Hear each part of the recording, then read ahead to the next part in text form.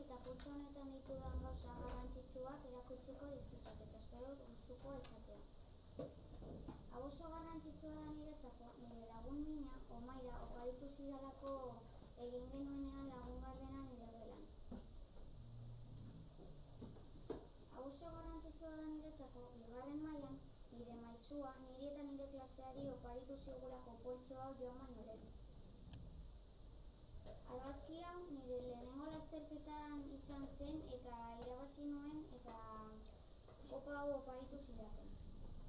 Argazki hau Sararen ama egin zuen Sobronera joan baino lehen eta oso garrantzitsua da niretzako, oso ondo pasa nuelako igerilekuan eta tirolinetan.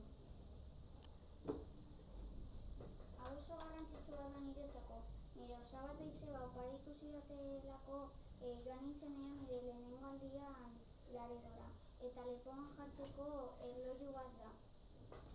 Kutxaren barruan nire aitonaren argazki bat gordetzen dut, eta oso garrantzitsua da niretzako, asko maite dioda. Eta azkenik nire ama egin zidan liburu bat nire argazkiekin, eta oso garrantzitsua da niretzako, nire familiarekin, festetan, lasterketan, nire birragunarekin eta Palentzian nengoelako.